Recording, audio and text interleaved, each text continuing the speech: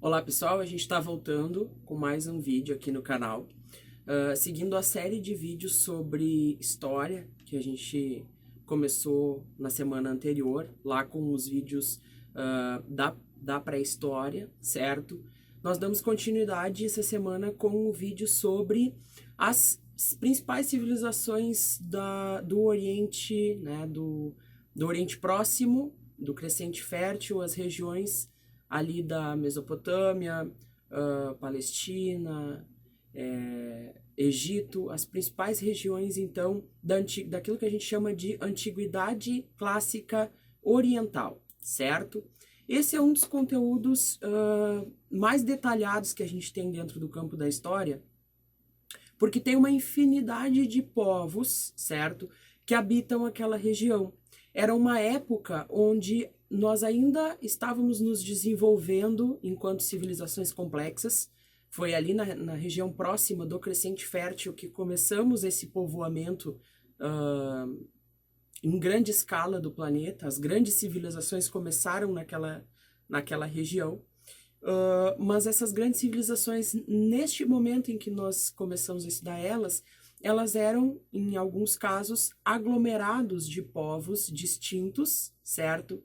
Que tinham ainda algumas características diferentes entre si.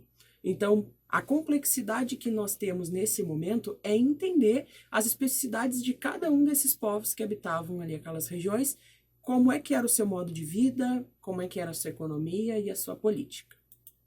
Então, para a gente começar, pessoal, eu quero apresentar para vocês um dos principais temas que a gente tem, dos principais fatores que a gente tem dentro desse tema é a questão da hidrografia, certo? O que seria o fator hidrografia dentro do processo de construção das civilizações ali no Crescente Fértil? A hidrografia seria a forma como o ser humano era dependente dos recursos hidráulicos. A gente diz que as principais civilizações ali do Crescente Fértil eram civilizações hidráulicas, eram civilizações de regadio, tinha uma cultura de regadio, eram extremamente dependentes do fluxo da água para conseguir organizar a sociedade, certo? Porque até para o próprio cultivo, para a prática da pecuária, era necessário ter essa abundância de recursos hídricos para que eles conseguissem dar movimento a essa vida social emergente que eles estavam construindo. Então, dizermos que o Crescente Fértil é uma região de regadio, é uma região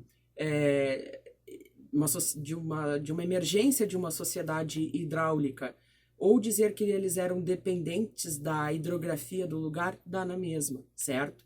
Então, a gente precisa olhar por esse ângulo e entender que tanto o Egito, quanto os povos ali da Mesopotâmia, quanto qualquer outra grande civilização ao redor do mundo vai necessitar se desenvolver à margem de grandes rios. E esses grandes rios, cada um vai ter aí nos seus arredores, nas suas margens, o florescer de uma grande civilização. Outra coisa que é meio semelhante em todos os povos, além deles serem dependentes da água, é a questão da estrutura social, do poder público e do poder privado. O que seria um poder público? Poder público seria aquilo que é bem comum de todos. Geralmente, cada um detém uma determinada parte da administração do todo e nós nos damos bem nesse conjunto. Mas, naquele momento ali da vida, nós praticávamos uma coisa chamada modelo de produção asiático, que ele quer mais ou menos dizer que o Estado ele era dono de tudo, então ele detinha o poder, a administração sobre tudo,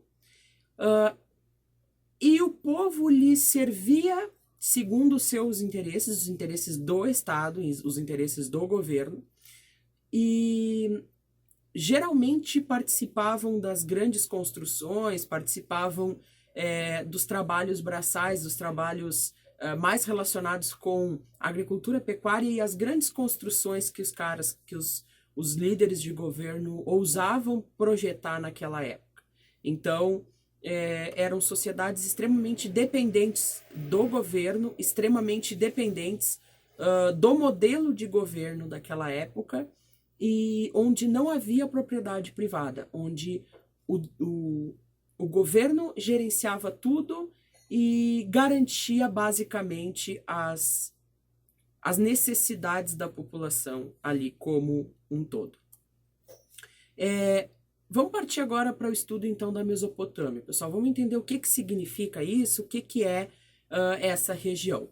Mesopotâmia, meio, potâmia, terra. Então, Mesopotâmia seria a terra do meio. Terra do meio do quê? Dos dois principais rios daquela região, que é o rio Tigre e o rio Eufrates. Esses dois rios, eles viram o florescer de várias civilizações, de vários grupos, certo? Naquele entorno ali das suas margens, onde a gente pode citar assírios, caldeus, babilônicos, acádios. Todos esses povos se desenvolveram ali no entorno, então, dos rios, entre, né, um rio e o outro, certo? E nesta região a gente acaba dando o nome de Mesopotâmia. Ela compõe, junto com outras regiões, junto com a extensão da margem do Nilo, e todos os afluentes e os rios que tem ali nessa proximidade, uma faixa de terra que nós chamamos de crescente fértil. Ela é semelhante a uma lua crescente, e ganha o nome de crescente fértil porque, de fato, parece uma meia-lua vista, né, do espaço. Parece uma meia-lua onde o humus, aquele resíduo orgânico que tem no fundo dos rios, acaba sendo exposto durante as cheias e fertilizando o solo, tornando ele apropriado para o cultivo, para a prática da agricultura. Então, toda essa região que vai ali do Egito até próximo ali o território do Kuwait, a parte mais externa ali da Arábia Saudita, toda aquela região ali vai ter uma faixa, uma espécie de uma meia-lua chamada de crescente fértil. Então, todos os povos que estão ali no meio são considerados povos do Oriente Próximo ou do crescente fértil, onde esse território aí seria atualmente o Oriente Médio, a região do Oriente Médio. E o Oriente distante seriam então as civilizações da Índia, da China, do restante, do mais a leste, do restante do planeta, mais para o extremo leste, as regiões ali da Ásia, portanto. Então vamos lá, Mesopotâmia, né, de origem grega, uma palavra de origem grega, e quer dizer terra entre rios, certo? Uma região da Ásia Ocidental, onde surgiram as mais antigas civilizações. Atualmente corresponde ao território do Iraque, que foi o que eu acabei de explicar para vocês. Passou a ser ocupada mais ou menos entre 5 e 6 mil anos atrás, ou seja, 4 mil anos antes de Cristo. Os agrupamentos humanos se fixaram às margens dos rios Tigre e Eufrates e aproveitaram as enchentes, as cheias ali então, para organizar o seu modelo de produção. Com o tempo, implantaram um organizado sistema de barragens para conter as forças das águas, né? E conseguiam obter mais proveito daquela região. Então, controlando o fluxo de água com sistemas de diques e barragens, eles conseguiam, e canais de irrigação, eles conseguiam gerenciar esse fluxo hidráulico e ter mais sucesso na sua produção. Como é que era basicamente a economia desses povos? Eles praticavam agricultura e pecuária, então tinham uma vida baseada no trabalho agrícola e pecuarista, cultivavam principalmente trigo e cevada, que são cereais, eram povos comerciantes, então acabavam fazendo alguns comércios, principalmente de produtos por especiarias ou por outras coisas que naquela região não tivessem em abundância. Outra questão que a gente tem que mencionar também é que os meios de produção eles estavam sob o controle do Estado e esse Estado não separava muito bem a função religiosa da função administrativa. Então eram estados que não eram laicos e a maior parte deles exerciam teocracias, ou seja, os governantes exerciam o poder da administração em nome de alguma divindade. A sociedade, pessoal, era basicamente uma sociedade estamentada, ou seja, uma sociedade dividida, onde no topo dessa pirâmide a gente tem uma elite, né, composta por postos de comando, por sacerdotes e pelo próprio teocrata, pelo próprio rei, ou faraó, dependendo da situação. As camadas intermediárias tinham as pessoas que praticavam algum trabalho de forma livre, então o pessoal que praticava artesanato, né, os artesãos, os comerciantes, agricultores livres daquela região. E os povos mais abaixo nessa pirâmide social seriam os escravos, que a maior parte deles vinham de algum tipo de prisão por guerra ou por falta de pagamento de algum tributo, enfim. O cara não pagava o imposto, ou o cara perdia numa guerra, ele era feito escravo, sua família também sofria com essa situação. A religião que os caras tinham na maior parte daquele espaço ali na Mesopotâmia era a politeísta, ou seja, eles acreditavam em vários deuses, não tinham um modelo religioso específico travado. Então, nessa diversidade religiosa que eles tinham, acreditavam em vários deuses. Tinha algumas situações onde o monoteísmo começava a se estruturar, ou seja, a crença em um único Deus. Mas na região da Mesopotâmia em si, a maioria, né, a abundância de religiões levava ao politeísmo, não ao monoteísmo. Com o passar do tempo, essa região vai começar a conhecer novas culturas, novos horizontes, mas num tempo mais adiante. Nessa antiguidade oriental clássica, ou seja, lá por volta de 4.000 anos antes de Cristo, não existia nem uma ideia de monoteísmo baseado em Cristo, ou baseado em Maomé, que teria vindo até depois de Cristo dentro da linhagem histórica ali das religiões. Então, basicamente, eram politeístas. A política, pessoal, como era a política desses povos, tá?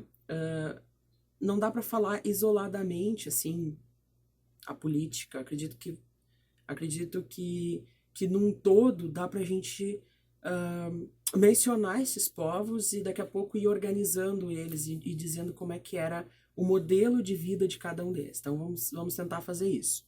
Então, naquela região habitavam os sumérios, os acádios, os babilônicos, os caldeus e os assírios, tá?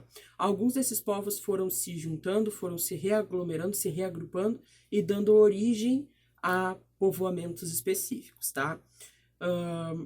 Mesmo dominado por vários povos, a região social baseava-se geralmente na figura do rei, considerado um deus. Então, um modelo de teocracia. A política ali era uma política que não se afastava da religião, era uma política que não era laica, era tendenciosa e a figura do rei determinava a divindade, o desenvolvimento da fé e da espiritualidade dentro do povo, e isso interferia dentro da administração. Aqui, para a gente ter uma ideia, é as regiões da Mesopotâmia onde cada povo teve o seu apogeu, né? Teve a sua formação de civilização. Os assírios, os babilônicos, os sumérios, os caldeus, cada um mostrando ali no mapa a sua localização em relação ao território, em relação aos seus vizinhos, para a gente ter uma ideia da proximidade deles e da dificuldade que se teve durante muito tempo na história em desmembrar e dizer qual povo era qual e até mesmo desmembrar os costumes e tradições, a cultura de cada um deles. Então, pessoal, vamos partir para a análise mais específica de cada um desses povos, certo? Começando pelos sumérios, que foram a primeira civilização a se estruturar na região da Mesopotâmia, certo? Tinham, né, grandes cidades, tinham cidades bem organizadas, bem estruturadas, né? Tinham autonomia religiosa, política e econômica em relação a outros povos. Não existia propriedade privada da terra, ou seja, praticava um modelo de produção asiático, o Estado era dono de tudo e a população trabalhava, né, no caso, cedia sua mão de obra para o Estado. O chefe político era conhecido como patesi, ou patesi, dependendo do jeito que vocês quiserem pronunciar. Eu pronunciaria patesi, mas já ouvi outros professores também pronunciarem patesi, certo? Sumérios são responsáveis pela forma de escrita mais antiga que se tem conhecimento, que é a escrita cuneiforme.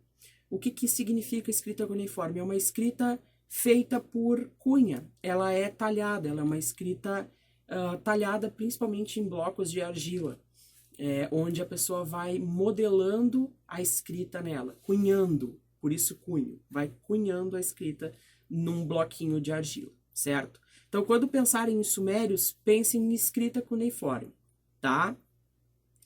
Outro povo daquela região ali, né, são os acádios. Eles existiram por volta de 3 mil anos antes de Cristo, ou seja, entre 4.500 e 5 mil anos atrás. Eram liberados por Sargão, né, que era um principal líder ali deles, o principal rei que eles tiveram, e durante o governo desse cara eles dominaram a região e estabeleceram o primeiro estado centralizado da Mesopotâmia, ou seja, eles criaram o primeiro estado organizado, porque os sumérios não tinham essa organização, as cidades-estado deles eram meio que independentes entre si uma das outras, que nem as cidades gregas. Cada uma, na Grécia, por exemplo, cada cidade tem independência entre si. Para os sumérios, cada uma das cidades tinham os seus centros de administração. Para os acádios já era diferente, eles já tinham um governo mais centralizado, certo? Eles dominaram os sumérios e absorveram a cultura deles, ou seja, eles meio que incorporaram a cultura dos caras e dominaram eles. Alguns até foram feitos de escravo, como era de costume num caso de uma guerra, os perdedores, os dominados, serem feitos escravos. Outras invasões sobre a área, no entanto, destroçaram o Império Acádio por volta de 2100 a.C., ou seja, ele foi um império que não durou muito tempo da configuração como ele se levantou, mas ele tinha uma estrutura bem expansiva e centralizadora. Então, lembrem dos acádios como centralizadores e expansivos. Os caras tinham um ímpeto de dominação e de expansão de território, tá? Babilônicos. Quando a gente falar de babilônicos, lembrem sempre que tem o primeiro império e o segundo império. É bem fácil da gente ver o que é do primeiro império babilônico e o que é do segundo império babilônico, certo? Os babilônicos, eles fizeram coisas incríveis, pessoal, como principalmente os templos e construções, zigurates, que eram tendas, construções de cunho religioso, de formato religioso, e nesse zigurate, geralmente, a população trabalhava de forma bastante servil, organizando, estruturando essa construção, e ela tinha um fim basicamente religioso. Uma dos principais exemplos é a Torre de Babel, que eu acabei não colocando a imagem aqui, mas ela é um exemplo significante desse período, tá? Então, a Babilônia se transformou numa das grandes capitais da antiguidade. O principal rei babilônico foi o Hammurabi, no primeiro império, e, se eu não me engano, o segundo foi Nabucodonosor, que eu acabei não colocando aqui, mas a gente pode separar os dois os dois impérios, os dois grandes impérios por essa linhagem. Hammurabi, primeiro rei, né, principal rei, e Nabucodonosor, o segundo na linha de sucessão, o segundo rei mais bem visto dentro daquele período, que deram grandes saltos na construção do mundo babilônico, certo? Hammurabi foi o principal criador de um sistema de leis ali na Babilônia. E estruturou uma das coisas que a gente chama de Código de Hammurabi, onde ele usa o princípio de Talião, que é, vamos dizer, um princípio não muito cristão. Cristo oferece a segunda face para levantar. Na lei de Talião isso já é meio que escanteado, não existe esse ensinamento ainda naquela época. Então os caras eram olho por olho, dente por dente. Tu roubou, a tua liberdade, o que é teu, te é retirado. Tu matou, tu é morto. Então era tudo resolvido muito de forma abrupta, de forma direta, te causando o mesmo prejuízo, ou procurando te causar o mesmo prejuízo que tu causou para aqueles que estão requerendo a tua punição, tá? Ela durou mais ou menos ali 1500 anos antes de Cristo, e ela foi perdendo poder e foi sendo aniquilada por invasores, como quase todos os povos que não sobreviveram nessa época, tá? Outra coisa que a gente pode mencionar em relação ainda à Babilônia, certo? A construção dos jardins suspensos. Então pensem, se Hammurabi foi o criador da lei, da estrutura de leis na Babilônia, Nabucodonosor ele vai ser o responsável pelas construções, pelos grandes feitos de construção no segundo Império Babilônico. Então ele vai ser o grande, vamos dizer, o grande construtor no mundo babilônico, onde ele vai criar uma das coisas que é considerada um patrimônio da humanidade, que são os jardins suspensos, que são palácios que têm nas suas lajes, vamos dizer, toda uma arquitetura e uma plantação ali de flores, um jardim propriamente feito sobre as lajes das construções imperiais daquela época. Assírios, pessoal, os assírios se anexaram em território além do limite da Mesopotâmia, como a Síria e o Egito. Então eles eram povos que iam além do território entre os rios ali, Tigre e Eufrates.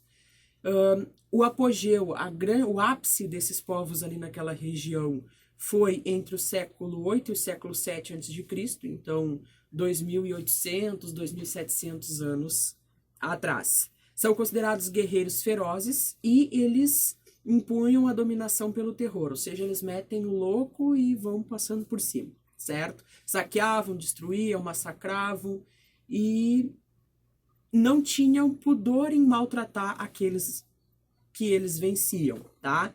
Esse povo foi o primeiro a ter um exército organizado. Então pensem nos assírios como os organizadores do exército, como uma força imperial, uma força militar muito forte, um poderio militar muito forte, certo? O império entrou em declínio devido a uma série de sangrentas revoltas dos povos que eles oprimiam. Então pensem que eles perderam pela mão dos oprimidos, pela mão daqueles que eles fizeram cativos ali e acabaram governando de uma forma não muito justa. Aqui tem outra situação, pessoal. Os caldeus, que nós não falamos deles ainda, os caldeus são os responsáveis pelo segundo império babilônico, que eu acabei de explicar ele, mas não liguei ele aos caldeus, certo?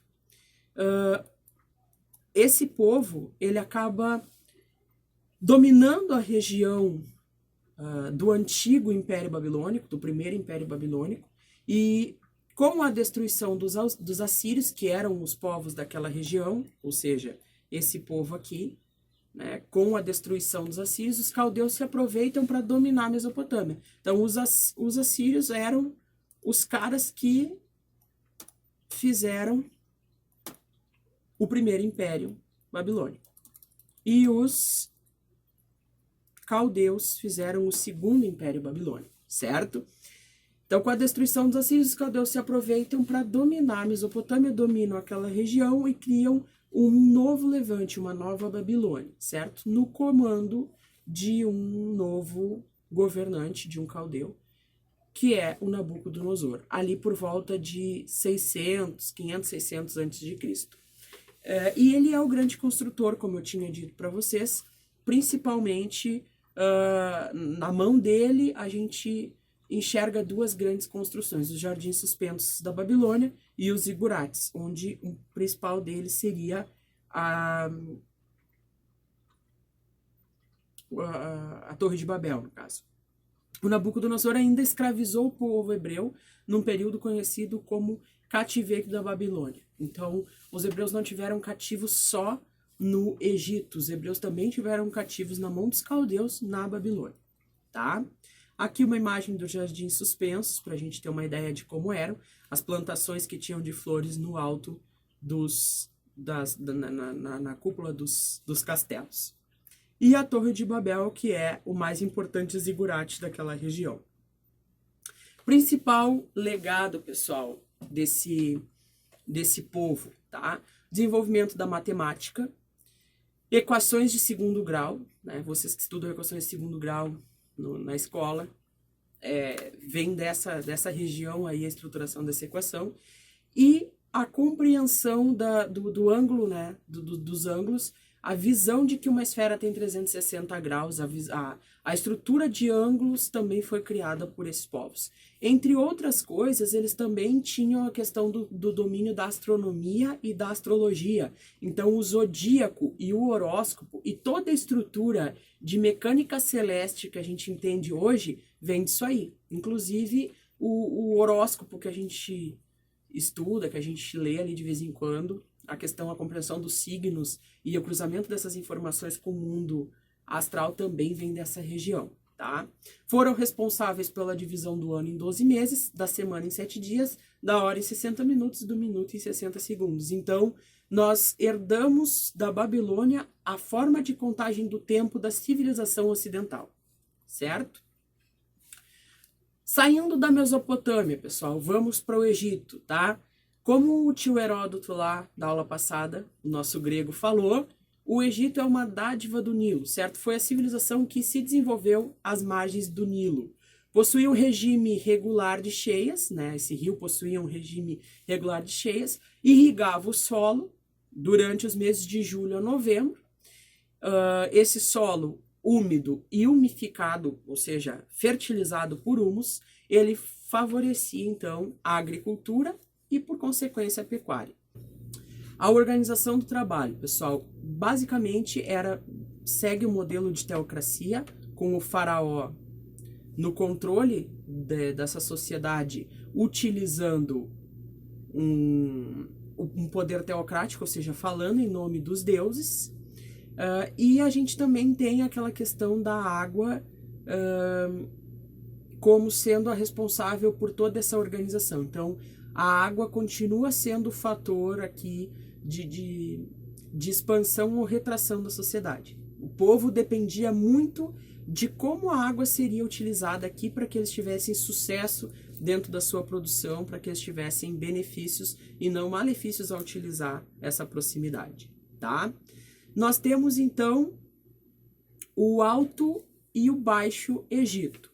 A gente vai chamar de Baixo Egito a região onde o Rio Nilo desagoa no Mar Mediterrâneo, que é uma região ali de deságue desse rio. E o Alto Egito, a região onde o Nilo está com maior altitude, próximo então das suas nascentes, ou seja, mais para dentro do território, não para o lado oposto, portanto, ao Mar Mediterrâneo, certo? Então, Baixo Egito, Alto Egito. Dentro, né, desse mapa a gente consegue ter uma perspectiva bem melhor. Localização, né, no extremo nordeste da África, por que nordeste? Tá? Norte da África, pendendo para o lado leste. Então, entre o norte e o leste está o nordeste. Então, o Egito fica na região intermediária, no nordeste da África. As margens do rio, que serviu ali para uma grande fixação de população e para o florescer de uma grande civilização. Quais eram as obras mais comuns que esse cara faziam? Primeiro, diques e canais de irrigação. Então, eles tinham uma espécie, aquilo que a gente chama de rua, hoje, os caras tinham canais, que serviam tanto para irrigação quanto para transporte. Então, eles não andavam em estradas, eles tinham rios, canais, né, que saíam do Nilo, cortando o Egito, e eles andavam ali por dentro daqueles canais em pequenas embarcações. Num primeiro momento, são feitas construções de pequeno porte, canais de irrigação de pequeno porte, e num segundo momento são feitas obras maiores, como por exemplo, a construção das pirâmides. Então, os caras construíam bastante estruturas, onde as primeiras foram os diques, as barragens, as questões de acúmulo e irrigação, de recurso hídrico, e, por um segundo momento, a construção das pirâmides. Tá? A economia deles era baseada na agricultura, principalmente de cevada, trigo, legumes e árvores frutíferas, né? Tâmaras e figos. E a pecuária, os caras criavam porco, cabras, bois, cavalos, que eram trazidos por alguns povos ali parceiros. O Estado era proprietário de todos os meios de produção e a população recebia esses mantimentos e prestava o serviço para o Estado, e o excedente era recolhido e depositado nos grandes armazéns para alguma troca ou algum comércio. Então, o Egito também tinha essa estrutura, vamos dizer, ceramista, de guardar aquele excedente de produção para momentos onde o meio não era tão favorável, onde o clima ou alguma circunstância hidráulica ali não deu tão certo, então os caras não tinham uma restrição alimentar tão grande, tão pesada, porque tinham guardado esses alimentos.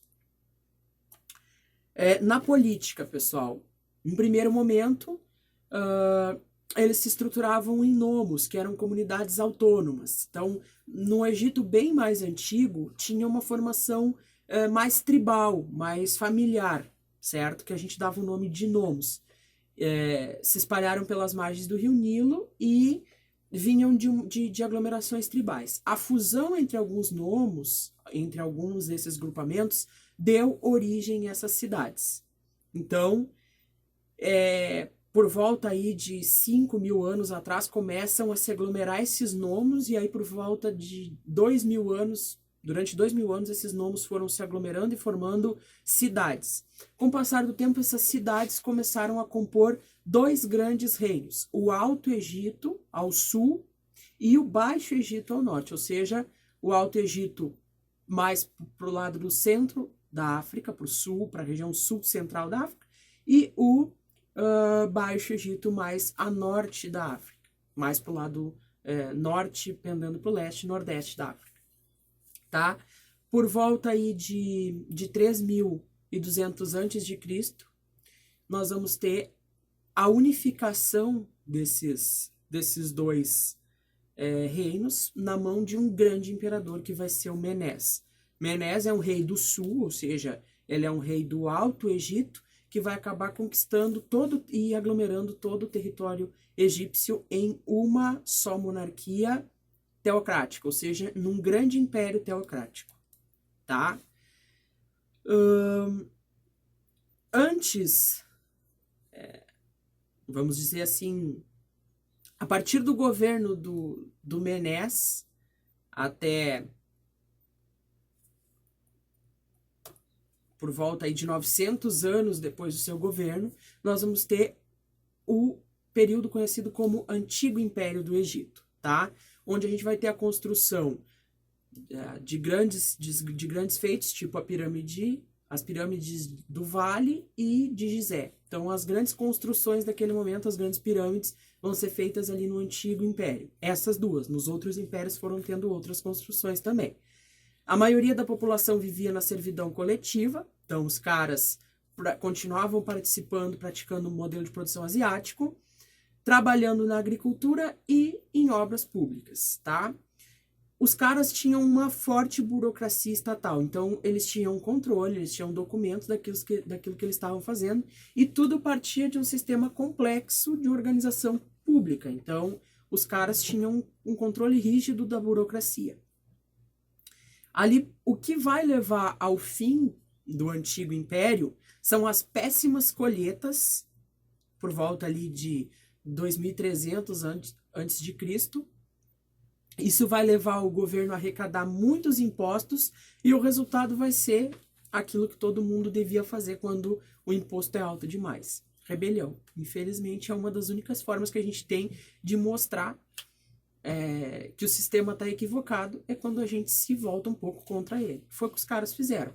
Se rebelaram contra o sistema, e o Antigo Império, ou seja, aquela dinastia que vinha lá com os mesmos costumes do Menés durante quase 1000 anos, ela acaba encerrando ali. Nós vamos ter início a um novo modelo de administração, que vai ser o modelo de administração do Médio Império, entre mais ou menos 2100, 2050, 2100 a.C. e 1750 a.C. Então vai durar ali por volta de uns 300 anos o Médio Império. Os faraós recuperaram o poder dentro do Egito, que ficou perdido durante o Alto e o Médio Império, restabeleceram uma organização conforme tinha feito anterior, porém de uma forma diferente.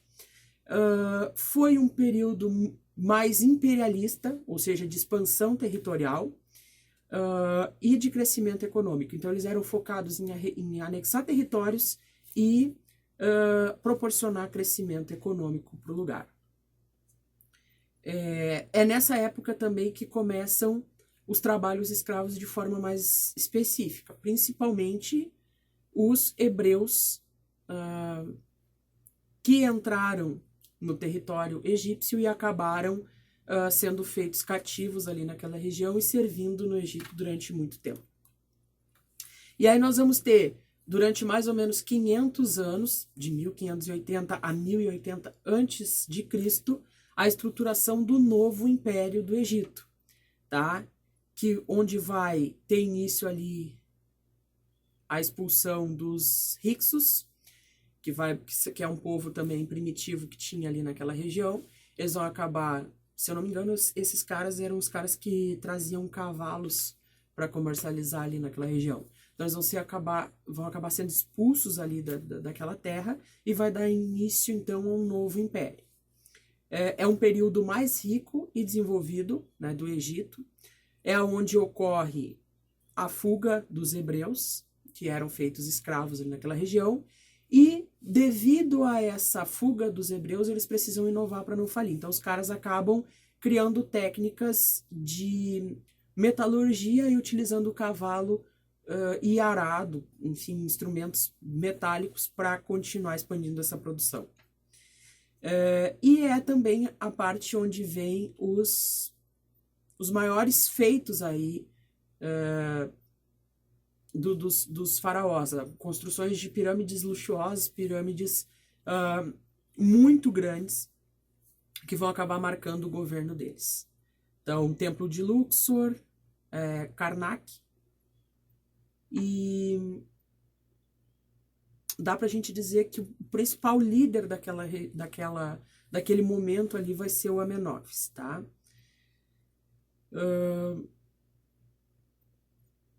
O que ele vai marcar? Se eu não me engano, é a questão do monoteísmo. O Amenófis IV, ele vai tentar implantar o monoteísmo no Egito, mas não vai dar certo, e aí sim, o maior rei daquela época do Novo Império, que é o Tutankhamon, vai acabar organizando, então, uma estrutura mais sólida. Então, o Amenófis ele vai marcar pela questão de tentar implantar um monoteísmo no Egito, não vai dar certo, e o Tutankhamon vai vai reerguer o Egito naquele momento ali, tá? Então, a gente tem essas diferenças, assim, são muitos detalhezinhos, mas pensem, assim como o Menés foi o mais importante lá do Antigo Império, no Novo Império, o Tutankhamon vai ser um dos mais importantes. Bom, pessoal, na política, a gente vai ter então a questão da Baixa Época, que vai ser ali o momento a partir do término do novo Império Egípcio. Então, por volta de 1080 anos antes de Cristo, vai começar a Baixa Época. Vai ser caracterizado pelo declínio do Império, basicamente levado, né, pelas disputas internas e os ataques externos, principalmente por parte dos assírios. Isso vai levar ao enfraquecimento do poder central do Império e uma independência dos monarcas ali, dos caras que que dominavam mais comércio, então eles iam acabar se tornando independentes do governo e criando propriedades privadas, certo? Depois nós vamos ter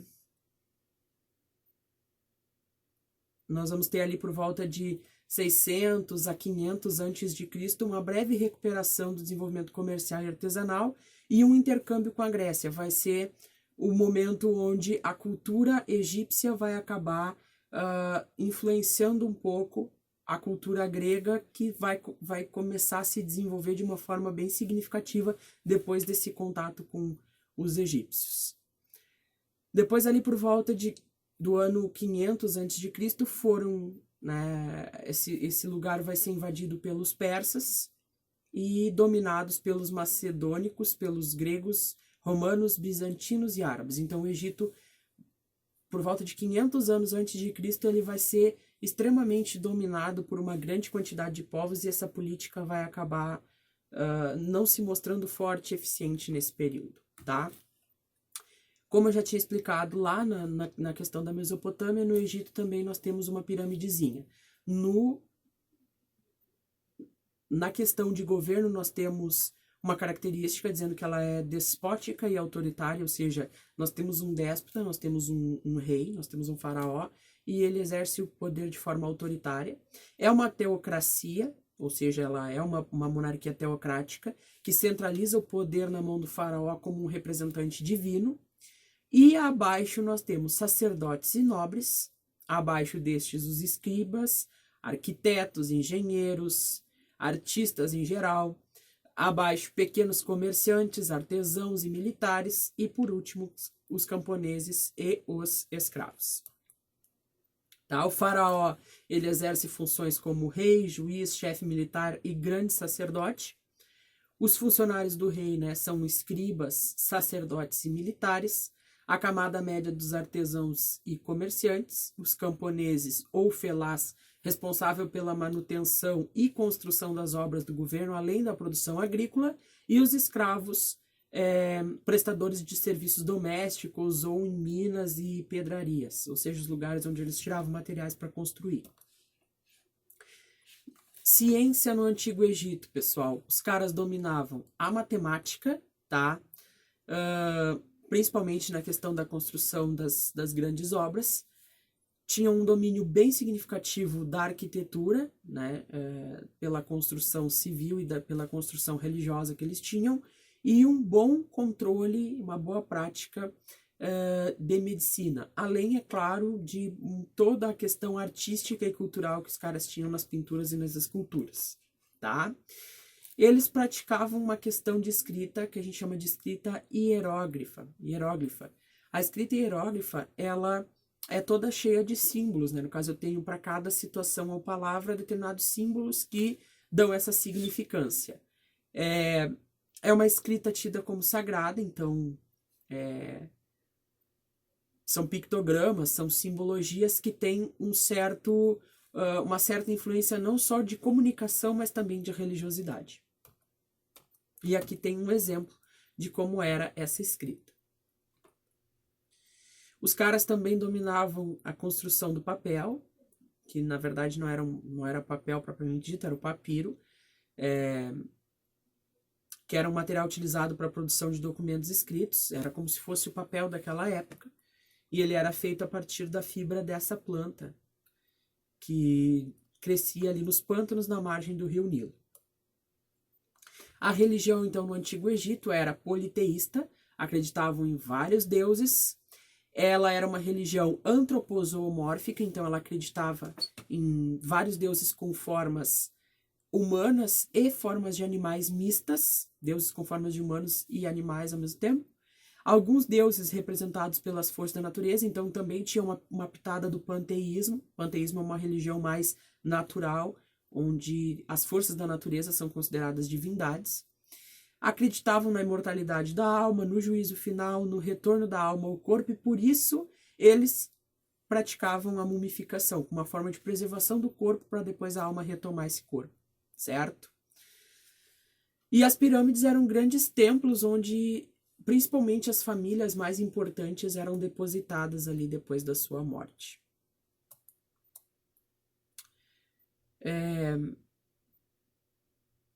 Já expliquei a questão cultural deles também. Partindo agora para a reta final, pessoal, a questão dos hebreus, fenícios e persas, tá? Hebreus, um povo diferente, originário da cidade de Ur, tá?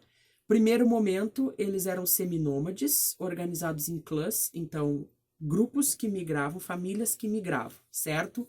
Foram conduzidos pelo patriarca Abraão à Palestina e que seria aquela terra prometida por volta de 1800 a.C. Esse povo já foi escravo na Babilônia e já foi escravo no Egito, tá?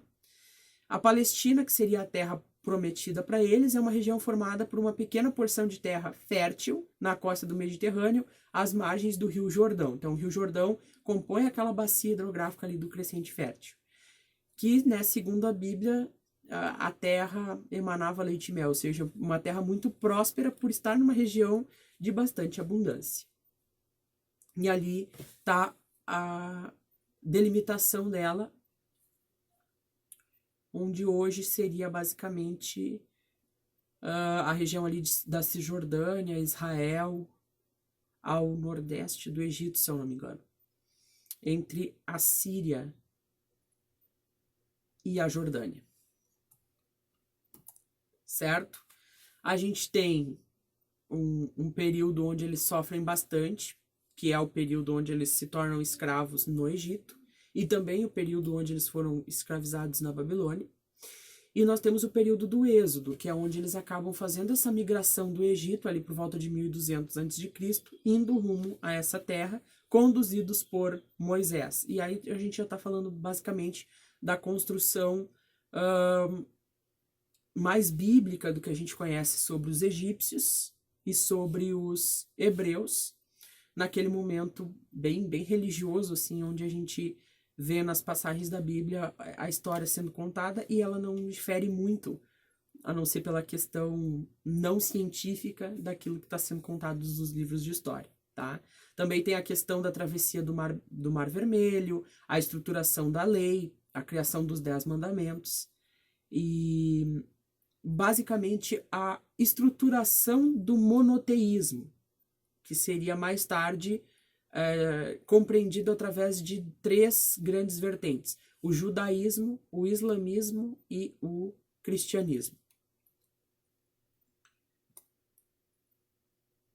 Nós tínhamos também, na estruturação do povo hebreu, os juízes e os reis. Quem eram os juízes? Os líderes militares para combater os filisteus. E aí a gente tem Gideão, Sansão e Samuel, são exemplos desses caras. E nós tínhamos os reis, que eram unidade política feita a partir das 12 tribos, onde a gente tinha cada uma dessas tribos dentro de uma ideia de reinado. O principal legado que eles nos deixam, então, é basicamente o Antigo Testamento da Bíblia, que a gente chama de Torá. E também, basicamente, todos os documentos e informações que a gente vai ter desse povo vão estar tudo catalogado ali dentro dessa parte mais bíblica, assim, da história dos hebreus. Contém os princípios jurídicos, narrativos, né, a história, poemas e mitos sobre a criação do mundo da humanidade. Então, é um compilado da ideia de criação e história que não se... Essa narrativa histórica não se desmembrava muito da questão religiosa que aquele povo tinha. Bem, pessoal, os fenícios. Vamos partir para eles. A Fenícia corresponde ao atual estado do Líbano, e parte ali da Síria está próxima do Líbano. Então, é uma estreita faixa de terra entre o Mediterrâneo e as montanhas do Líbano, essa região onde a Fenícia se desenvolveu. A economia deles era basicamente de origem da agricultura e da pesca e extração de madeira. Desenvolveram uma intensa atividade comercial no Mediterrâneo e se transformaram ali em grandes navegadores, os melhores navegadores da antiguidade. Fundaram várias colônias no norte da África, como, por exemplo, Cartago, e na Península Ibérica também acabaram formando alguns grupos de povoamento ali. Essa é a região por onde eles costumavam fazer as suas navegações, principalmente pelo mar Mediterrâneo. Eram organizados politicamente em cidades-estado, onde as principais delas são Tiro e Sidon, são as duas principais cidades-estado ali da Fenícia.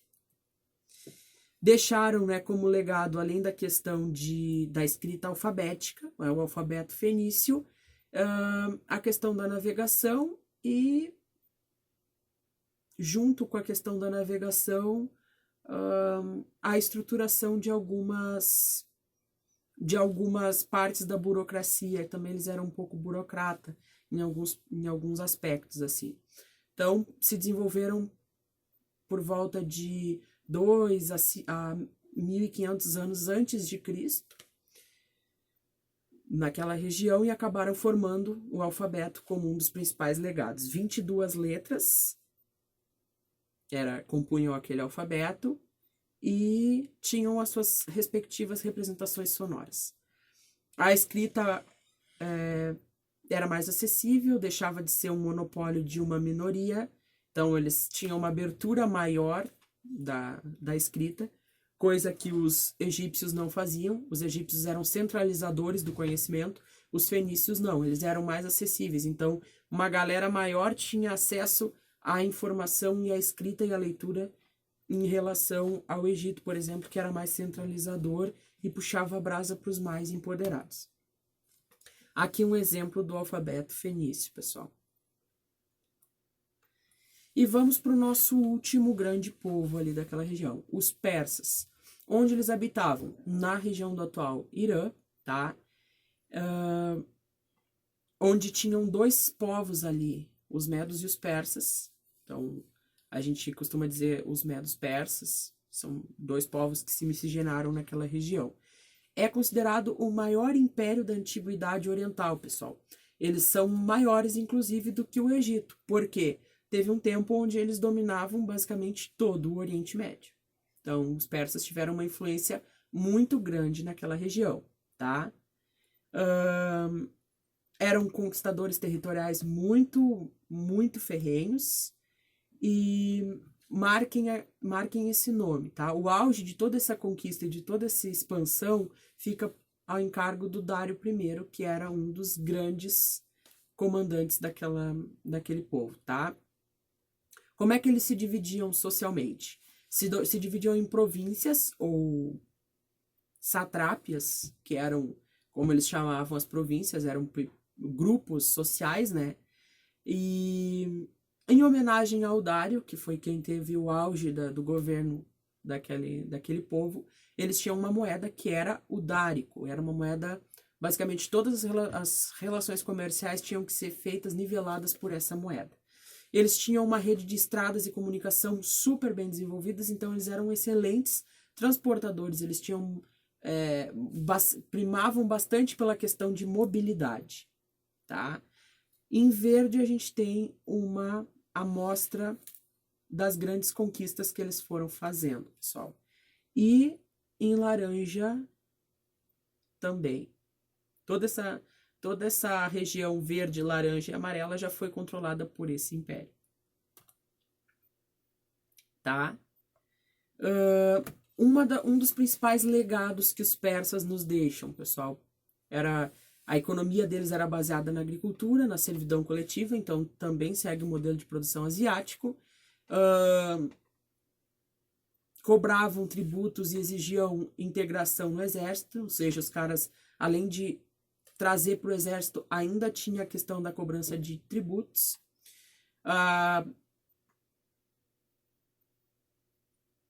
Se eu não me engano, a decadência deles chega quando eles tentam meter força com os gregos nas guerras médicas, e aí eles acabam tendo um certo prejuízo ali na mão do Xerxes, que foi o rei que levou eles a esse confronto, e isso acabou gerando prejuízo. O principal legado que eles nos deixam é dentro da religião, o zoroastrismo, certo? O que significa esse zoroastrismo? É uma religião onde Zoroastro, que é o cara que criou essa religião, acabou imaginando o mundo dividido por uma dualidade entre o bem e o mal.